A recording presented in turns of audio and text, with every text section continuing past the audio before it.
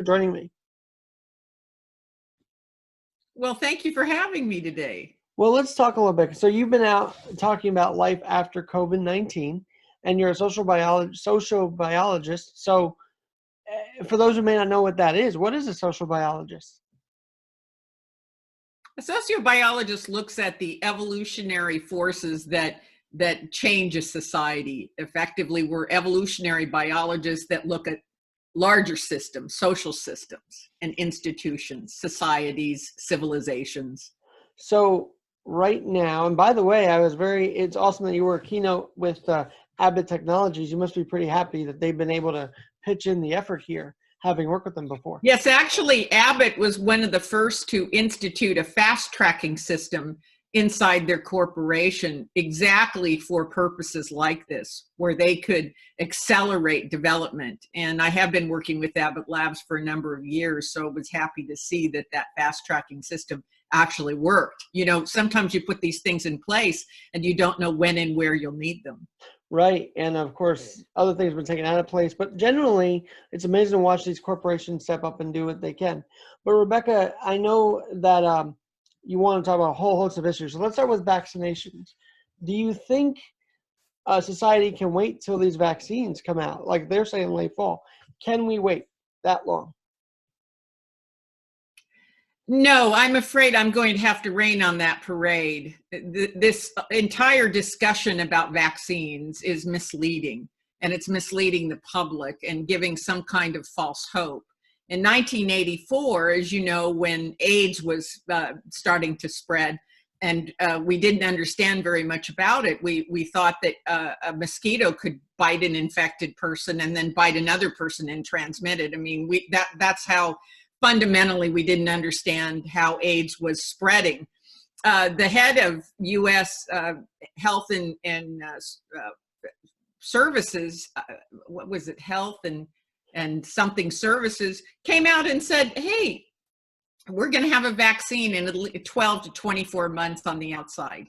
We really do understand this much better. We're learning so quickly, and we've put all the pharmaceutical companies and biolabs to work on this. I just want to remind everyone that was 36 years ago. Wow. 36 years ago, and we do not have an AIDS vaccine today. What is more likely, I mean, you know, so that sounds terrible. Like, oh, we won't ever be able to prevent you from getting COVID. That's not what's important. Vaccines aren't important, and preventing you from getting it is not what's important. What's important is if you get it, can your doctor give you something to keep you from dying from it? Right. Right? Because if your doctor, if it's a matter of you get COVID and you go to your doctor like any other disease that you get, and you say, hey, I feel really crappy, and your doctor writes you a prescription, you take the medicine and then you feel better, then why do you care if you have a vaccine? Right. So in the same way that if you have AIDS today, you won't die of AIDS. We can keep you alive. We can't get rid of the AIDS and we can't prevent you from getting it, but we can keep you alive. So that is more likely the scenario. Well, it's interesting you talk about all this because Dr. Fauci, who's been on TV every day now, it seems like, also was highly touted back in the AIDS crisis. Has he done as good a job here or not as good as he did back in the 80s? Dr. Fauci is very good. He's very good. He's the best of the best. And we need to not try to look for ways to criticize Dr. Fauci or bend what he's saying to some political agenda. I'm really against this because if you keep doing that to scientists, they don't want to come forward. There's a reason that when I asked people prior to Dr. Fauci, Dr. Birx, if I'd asked people to name a scientist that was, the top in their field, people couldn't name one. They would name people like Neil deGrasse Tyson or Bill Nye, Dr. Science, or someone who isn't living anymore. And one of the reasons is because scientists don't trade in politics. Things like viruses don't have an allegiance to any political party. And we don't like to have public profiles because inevitably something we say or something we do gets picked up by a political party and then manipulated and used for their purposes. one way that people should think of science, people like Dr. Fauci, is they're the enemy of politics. Right. They So truly true. are, because science doesn't care about politics. And so inevitably you're going to step on someone's toes or alienate someone. And so we've got to be very careful about marginalizing science in this country and really around the world. I can't make the criticism only about the United States. Dr. Fauci is correct. If Dr. Fauci has a fault, it's that he's extremely optimistic about vaccines, and I part company with him there. Our history on vaccines is really bad. In all of the history of humankind, we have only successfully eliminated one disease from the planet. One. Wow. There's still the bubonic plague. There's still tetanus and typhoid and smallpox and measles. The only one we've gotten rid of in the entire history of humankind, I'm talking about, is smallpox. That's the only one. So our record is horrible. When you think of the vaccine issue, by the way, it was amazing that, the vaccine official was fired or something. I don't know if you want to delve into that, but it seems like he was fired or whatever was going on now, he's speaking out. But if it's not vaccines, then is HCQ, hydrochloroquine, are all these different treatments working, or what do you see? Yes, we're going to have a treatment. And we're actually going to have a treatment much sooner than we'll ever have a vaccine. I believe we'll have a treatment in maybe 6 months. And so what do you care? You see, I think it's wrong to tell people we can prevent you from getting it. I think what we should be telling people is, if you get it and you go to your doctor and your doctor gives you a prescription and you're over it in 24 hours, what do you care if there was a vaccine or not? This is why we don't have an AIDS vaccine, because you don't die of AIDS anymore. Right. Well, and they were using actually HIV treatment as part of this healing process from COVID, if I'm not mistaken. That is correct. These are all related. AIDS, SARS, COVID, they're all related viruses in one way or another. What gives me hope that we're on we just got a really big clue with remdesivir. Remdesivir was able to disable a very, very harmful enzyme that actually hooked into the lungs and did the lungs the most damage. And it was very important to disarm the virus in being able to do that kind of damage. And remdesivir seemed to interrupt that enzyme. For science, that's a big breakthrough, because it says now that the virus can be damaged to the point where it won't reproduce and it won't create damage in the lungs. Rebecca, obviously the media has been so skewed on what treatments to use, what not to use. When these treatments happen, are they covering it correctly, or are they still trying to say, hey, don't be too optimistic about it? I believe that we're opening too quickly.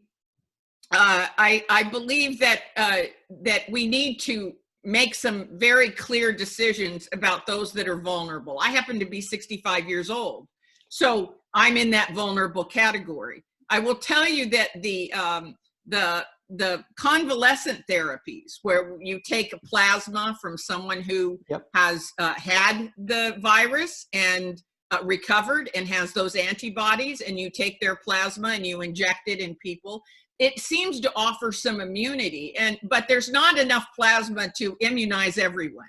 So what we should be doing is we should be asking people who have had COVID to donate their plasma, and then we should be giving convalescent therapy only to those that are vulnerable. We should be prioritizing. So in your social biology, was part of that studying the human body, how it reacts to certain things? Like what can you say about the human body that we may not know right now in this cure against COVID or fight for it anyway? Well, one thing is, when you're an evolutionary biologist, you look at the history of humans and how we respond over millions of years. And one thing that we did know is that when we have a common threat or a common enemy, we're used to watching movies where all of a sudden a meteor is going to hit the earth, or aliens, like War of the Worlds. Suddenly there's aliens on every country, and suddenly the politics and the warfare and everything go to the wayside. When faced with an immediate emergency, one of the traits of being human is we immediately collaborate. Mm-hmm. We know that by collaborating, we can beat an enemy that's larger than us. It used to be predators that were going to eat us. We had a better chance of surviving those predators when we collaborated together and fought those predators off. So and we true. still have that genetic instinct in us that immediately when faced with a common danger, we collaborate together. And that may be the most important instinct that we've seen come to bear on the coronavirus. So right now, our human instinct is to stay inside because that's what we're being told. Is it beneficial, or is it time to truly, have we been locked in too long in this fight? Well, we've learned a lot about humans by doing all kinds of experiments in psychology and sociology. And we know that we are a troop-dwelling organism and that we need each other. You know, Yes. Baby rhesus monkeys will die if they don't have any touch. They don't die of anything else, not of a disease. They die from simply not being touched by a mother or by another living creature. And we have some of that in our DNA as well. And so we need touch to thrive, and we need real, true face-to-face interaction, not electronic interaction, to thrive. We also know that prolonged periods of unemployment have been demonstrated to lower our capacity for happiness ever more. There are very few things that can affect your ability to be happy and to thrive for the rest of your life. But forced unemployment, and I'm not talking about retirement, is one of those things that's been studied by Nobel-winning economists, psychologists, and sociologists. And so we know that an event like this, if it goes on for too long and people are unemployed for too long, that it's a life sentence, that they will never be as happy as they were before the unemployment. Well, now, obviously, Rebecca, you've talked to a lot of people about this over crisis after crisis. It seems to me that this one, though, talking to people is just, you got to be so much more delicate than after 9/11 and then after even the recession. So how have your conversations been with people during this time compared to those other crises? Well, I'm afraid I'm not known for my sensitivity. So I'm a scientist and I'm a data geek. And so I just look at the data, and this is why I have a tremendous amount of empathy for Dr. Fauci and Dr. Birx.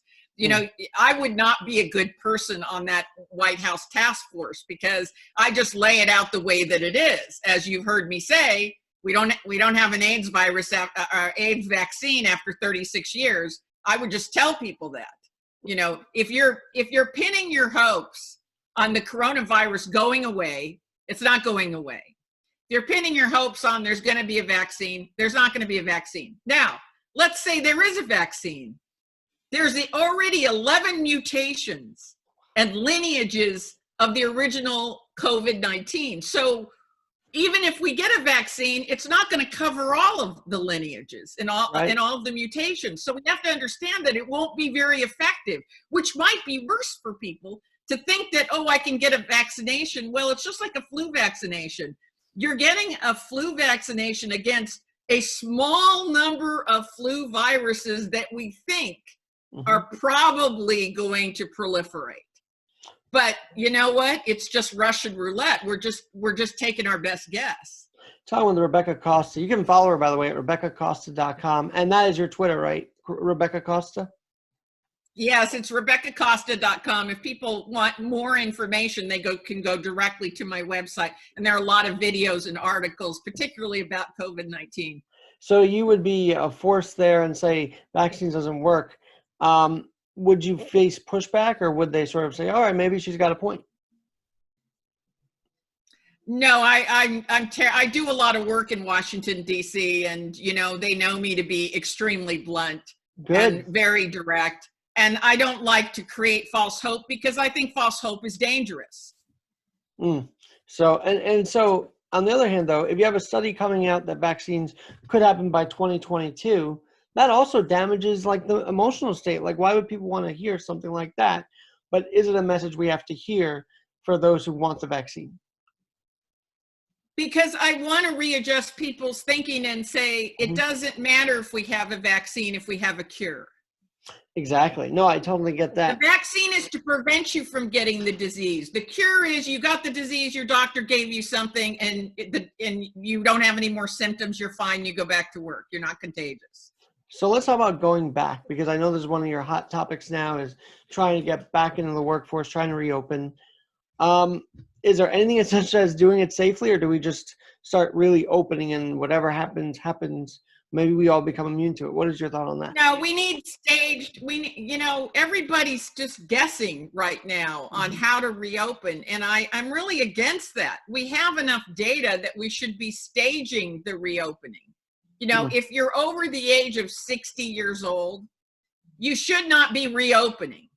You should not be going back to work. So there should be some dispensation allowed for people over the age of 60. If you have an underlying medical condition, you should not be going back to work. Your unemployment benefits should be extended. The government should provide you supplemental income, right, during that period of time. So we know who is vulnerable. So why not provide the stimulus and the support to the groups that are vulnerable? It's not like we don't have that information. Now, there's a lot of data we don't have, but that doesn't happen to be some of it. Has the working from home data started to come in yet? Like, do we know if this could be really the way of the future, or will offices still be functional after all this is said and done? I believe that, it's going to be a lot like what Abbott is doing. When they start to return, some people will return, and it will be discovered that some people need not return immediately. I think it will be just a gradual easing in, but I don't believe that the full numbers that used to work in the offices will return. I think some jobs will permanently be work-at-home jobs. And it is amazing with Zoom, we could do all that. But you just mentioned a couple minutes ago the 11 mutations. Now, I had read something saying that 2012, one strain of coronavirus was discovered. I mean, how long has this been around, and how did it just escape? Like, it's just amazing. We've kind of known these strains existed, yet I don't know if we did enough to stop it before it actually spread. It is very rare, and people should know this because, I'm not always the harbinger of hope and optimism, but I can say this. It is very, very rare for a disease to transmit from an animal to a human. But even rarer, by many magnitudes, is if it transmitted from an animal to a human, that same virus could move from human to human. That almost never happens. You need an animal as an intermediary. What's very different about this virus and SARS and AIDS was it jumped the food chain, right, from an animal to a human, and then transmission from human to human was possible without that intermediary. And that's what makes these viruses very dangerous. They're around all over the place. Animals have all kinds of viruses, but generally if one person gets sick, it doesn't move through the entire human population. Rebecca, right now, people are starting to think about other news, like the Michael Flynn stuff, like all that other stuff. But isn't it dangerous to kind of take our eye off this right away because some news out of Washington's happening? I don't know. Maybe you want to weigh on that as well. Is it dangerous to distract ourselves from the actual virus right now? I believe it is. I see what you're saying. We have a presidential election coming up. Right. And so that's going to start to take some headlines.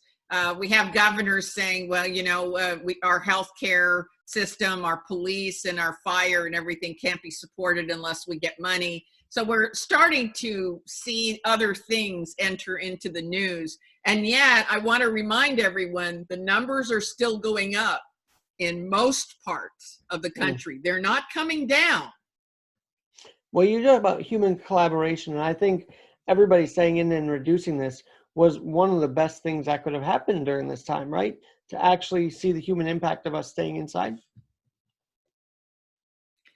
Well, I think you learn a lot about yourself when you have to shelter in place. It's a real opportunity to learn about yourself. I learned that, if I get bored, I like to eat. I'm not particularly hungry, and I had to put myself on check on that because, I'll work for a while and then I go, I'm going to get something to eat. And it's so easy to walk into your kitchen when it's a few steps away. And I thought, wow, this is how people get really fat. And I said, am I hungry? And I stood in front of my refrigerator and said, I'm actually not hungry, but there's really good stuff in that refrigerator. I know there is, and I want to eat it. And so I was really having to kind of go, well, instead of that, when I get up to go to the refrigerator, I'm going to walk past the refrigerator into my backyard and do 10 minutes of gardening. And then if I'm still hungry, I'll come back in. So, I'm a big believer that you may have a lot of bad habits, or you may have instincts to do things like shop online all day when you're not working, right? That might be your entertainment. And darn well, you're racking up credit card bills. You don't have a job. There's no money coming in. I don't believe that you can stop those behaviors. I think you have to replace them. You have to replace them with something else. And I call that compensatory behavior. You have to find a compensatory behavior that feels just as good, and then just substitute it. Yeah, this podcast has kind of been that, because I love just going on and talking with people like yourself who's giving us some updates. But I would ask you, with this lockdown, and it's because you observe human nature and all that, could the will certainly start disappearing from people the longer this goes on? I'm sorry, I couldn't catch that. Say that again. Do you think the human will, the human spirit will start to decrease more as we keep locked in, or how do we avoid that from happening? Well, I think we're going to see a lot of people struggle with getting joyful, thriving, being excited about life in the way that they might have been prior to the lockdown. As I mentioned before, we have many, many studies that show that over a long period of unemployment, people don't return to the same levels of happiness that they had prior to the forced unemployment. That's going to be a problem for a lot of people. I also think that a lot of people have dug themselves into a hole financially, and they're going to have to figure out how to get out, and not everybody's going to get out. So there's going to be some consequences, some mental health consequences for people, and I am concerned about that. Well, and now it's come to the point where essential workers are actually being asked, if they want to apply to become an essential worker. And that may not be safe, but if they are able to, do you encourage that to apply for essential work if you can do it? It depends. It depends. Again, I think we've identified those people that it would be very safe. I'd apply to be an essential worker if I already had COVID-19 and there was a good chance. We don't know for sure that you're immune to getting it again, but it seems like it. And based on the history of viruses that are similar to this, we think that you are immune. So if I had COVID-19 and I had the antibodies, I would apply. If I was a young person in my 20s and I was strong and athletic and in pretty good health, I would probably apply, because I probably am going to, if I catch it, get some flu symptoms, and then that would be it. But if I were an older person that was retired or had some underlying health conditions, I definitely would not apply. Again, we know what makes you vulnerable, right, to the disease. But should government, I guess my question is, should government encourage essential work, or should they say, we're going to find businesses that already have employees to reopen them? They have to toe a fine line there, don't they? I think that what the government should be doing is being very specific about who should and could return to work. So at the top of the pyramid, right, for essential workers are young people that are healthy, right, and who had the COVID, test positive for antibodies, had COVID, and are probably immune to it. That's that's the small triangle at the top of the pyramid.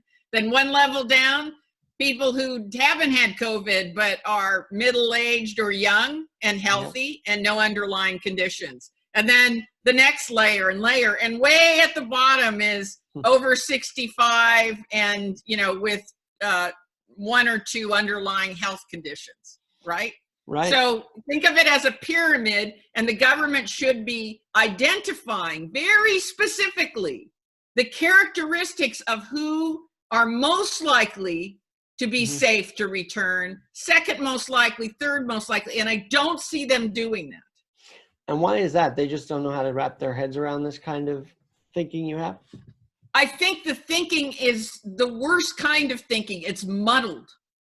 It's muddled. It's sort of, okay, restaurants can have half the tables, and they're approaching it completely wrong. This isn't about the number of tables. It's about who the servers are. Right. If I go into a restaurant and there's half the tables, but the person who comes and serves me is sniffling and is 65 years old and kind of hobbling, I'm not going to feel very good about that. First of all, I'm not going to a restaurant. I'm 65, and I don't care, by the way, what my governor says. I don't care what my mayor says. I don't care what my county says. I don't care what the president of the United States says, and I don't care what Dr. Fauci or Dr. Burke say. I'm not leaving my home. Well, now, because I know better. But once everything's, found to have reduced, you will go back out there, right? Because there are some people saying, I'll never go back out again. But you don't seem that kind that would just stay in the rest of life. No, they're insane. Those are insane people, and you don't, look, when you take opinions, you got to cut off the two ends, right? The two extremes, and look for people who are making cautious but well-founded decisions. Rebecca, the other story that's happening here in New York is the nursing home issue. And I mean, how could they let people COVID positive back into these nursing homes and at least not even tell the families? Like, this was a botched operation as far as that. Well, what they need to do is, remember, we have these 5 to 15 minute tests. So you would ask somebody to come into the lobby, give them a 5 to 15 minute test, and say, we cannot allow you in until we get the test results. So it is possible. Abbott is manufacturing millions of these machines. It will be a very short amount of time before these nursing homes can have these machines, and they'll need to train somebody on it. And the testing will get easier and easier until it'll become like a pregnancy test and you could do it at home. But people would have to give evidence that they tested at the time they go in, because remember, if you tested yesterday, that didn't mean you don't have it today. Correct. Yep. So the time between the test and contacting someone has to be very, very short. It has to be very immediate, and people really need to understand that. Testing once doesn't mean anything. Well, that's the other thing. They want to test those who've had it again and see if they came back, which is actually a good idea. But it's amazing. Washington State, for all the grief it's getting for being the first thing, apparently they did testing without the CDC telling them to, or telling them not to. I don't know. But was that a game changer when they decided to do it against CDC recommendation? Yes, it was a game changer for them. And you've seen that they never got out of control like New York. Right. I mean, everyone was criticizing them. Look, when an emergency like this happens, you're either going to overreact or underreact. There's no exact, the reaction you had was exactly proportional, because you don't know what you're dealing with. So if you look at states like California and Washington, where they shut down very, very soon, everyone was going, it's martial law, they're overreacting. Well, now when you look at their numbers, you realize they weren't overreacting at all. But imagine if their numbers had just continued to climb like New York, then they probably would be out of job come next election. And there's never a way to call it right. How were they able to contain it to be less than what people expected? Because there was no treatment at the time, so how'd they do it? Well, for one, in Washington, it was around a particular nursing home. You remember the first fatality came out of a nursing home, and then they began testing around that nursing home, and then they started to test everyone who had visited someone and who had delivered supplies. And so it was a crude form of contact tracing, before they got the computer programs in. So they were able to pretty much kind of lasso it in.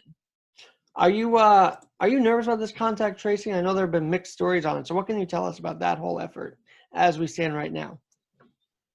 Well, every time we look at something like this, where we're going to be doing contact tracing, there in the West, where we value our liberty and our privacy and our freedom, that's embedded in our culture. And everyone worries about privacy, right? Oh my gosh, Right. they're going to be tracking my phone and so on and so forth. And I have news for everyone. There is no privacy. That train left the station a long time ago. And everyone was up in arms about, beta data that the US government was collecting. The data that Amazon and Macy's collects and Target collects on you just puts the government data to shame. So I think people are really, this idea of privacy, it's just a fantasy. It's a fantasy that we're trying to hold on to that doesn't exist anymore. You just mentioned Target and Macy's and all them, and that reminds me, a lot of that's cashless. So do you think, from where you're sitting now, do you think we could end up a cashless society? Is that going to be a push now through COVID? I mean, they've already said money's tainted, so there's a sign right there. Yes. I wrote a book, The Watchmans Rattle, 6 or 7 years ago, and at the time I had said there will be a universal digital currency that will be useful everywhere in the world. And everywhere in the world there'll be an exchange rate for that universal currency, but there will no longer be any kind of paper denominations and coins and those kinds of things. Those are just, disease spreading mechanisms. Well, let me ask you, are you in favor of that or no? Because I still think going cashless scares the bejesus out of me.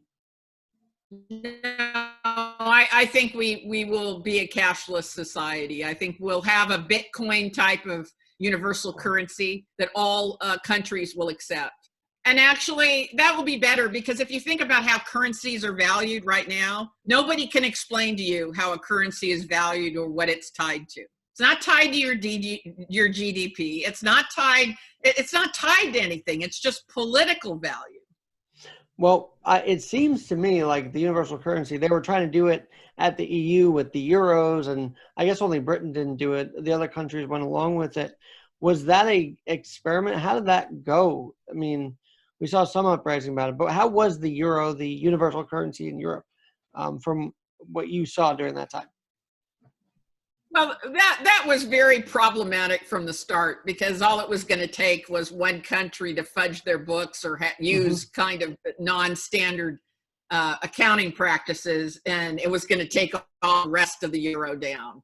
And that country happened to be Greece. And then once they started looking at Italy and Spain, and it was just problematic all over the place. It's fairly stable now, but there was a reason that the UK wanted to get out of the euro.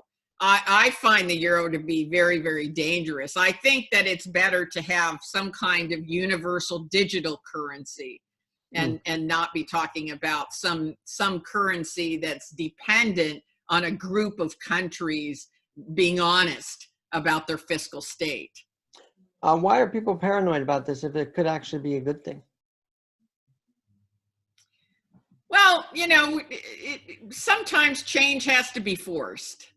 I mean, we kind of get into a routine, and it becomes part of the reality that we've come to know, that we've grown up with. It's really hard. I'm 65, as I've said, and sometimes it's just hard to let go. We don't dial phones like this anymore. Right. We don't we don't lower our window on our automobile by doing this anymore. And we're not going to be, buying things at the store by doing this anymore. I mean, it just isn't going to happen. Progress begins to accelerate over a period of time. This is true of all societies, and I've spent my entire life studying this. Progress begins to accelerate. It begins to move faster and faster and faster. Our brains don't change with progress. We have the same brains we've had for a couple of million years with very little change. Right. And so there's a gap that occurs between how fast change begins to occur and what our brains can actually understand.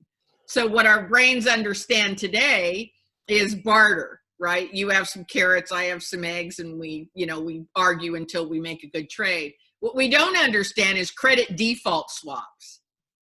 Right. People on Wall Street, the mechanisms are so complex, they don't always understand why the market is behaving the way it is, or why currencies are moving the way they are. right? It's Well, because the global economics is too complex. it is, and our dollar seems to not know what it wants to do. One day the market's up, one day the market's down. It's just such a frivolity. But back to your book. It's called The Watchman's Rattle, A Radical New Theory of Collapse. Shouldn't people read this kind of book now because it'll maybe prepare them for either what's to come or what we're in now? I think it would be comforting for people to read the Watchman's Rattle because they could see what causes societies to go into unilateral collapse prior to what the triggering event is. My purpose for writing that book wasn't to describe what set the Roman Empire or the Egyptian Empire or the Khmer Empire to collapse, because historians have studied the triggering event.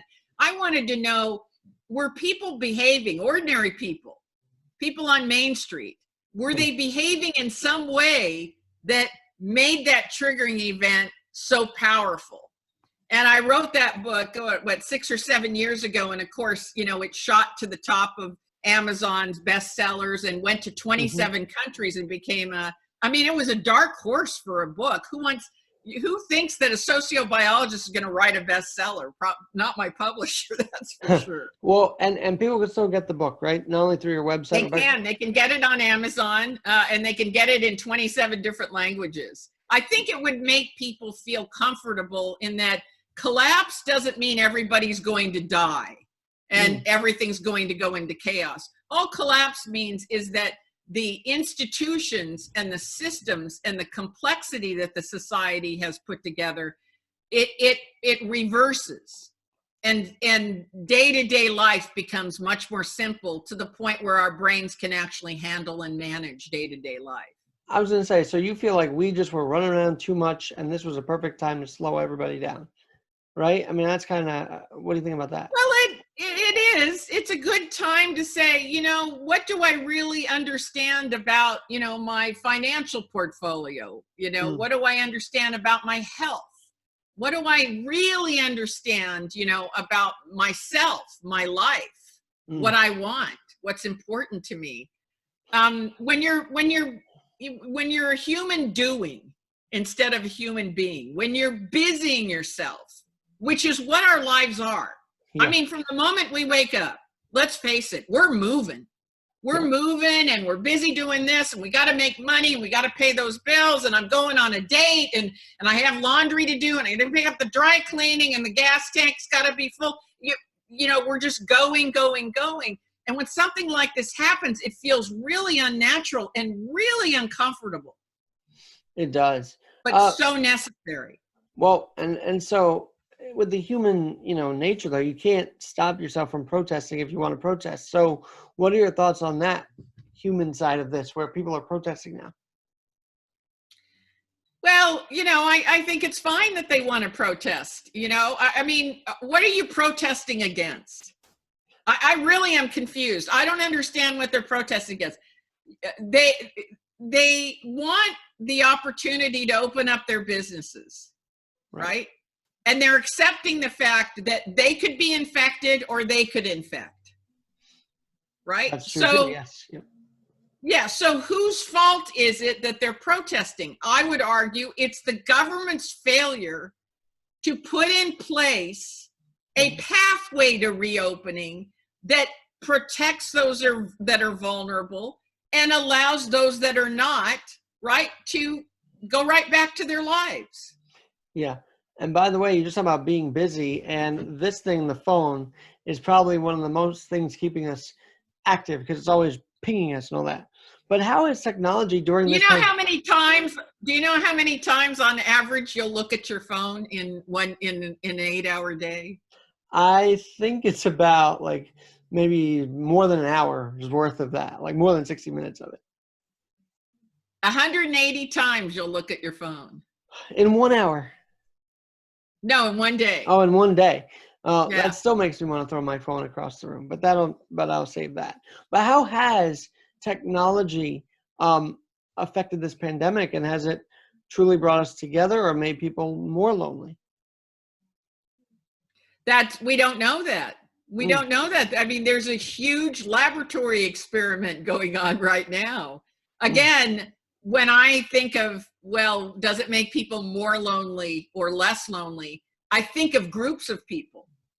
I think of my nephews that are under the age of 18 who have grown up with, their friends are people that they know on Facebook, right? And some they've never met. So I think, for a young age group, no effect. For an older age group, over the age of 65, that really, didn't grow up with this kind of electronic communication, it probably feels a little sad for them and a little bit isolating and uncomfortable for them. And then, there's everybody in between. So I think it depends on a little bit how comfortable you are with change and technology, how resilient you are, and how adventurous you are. Did you keep that spirit of adventure and that desire to learn something? Are you interested in trying new things? I think if you have some of that, if you're in an older community, then, this has been a fun time because you've learned new tricks. And by the way, I want to have you back because this is not an ending conversation here. We got to keep this conversation going as things update. So would you mind coming back to talk more about this? Because I'd love to have you. Absolutely. I'm always happy to talk to you. Rebecca, how many Zoom meetings have you had over these last 2 months? Are you on it every day, or do you take a Zoom break? How does that work for you? I've been doing 3 and 4 Zoom meetings every day, and it's been really incredible. I think it started such an interesting conversation, a conversation that many people who have programs like yourself didn't expect to be talking about. Right. Well, right, because Zoom's, some people knew of Zoom. I heard of it, but I didn't know much about it until now. And it's such a better technology than Skype. But do you have then Zoom fatigue? Because that's actually a thing now that they're talking about.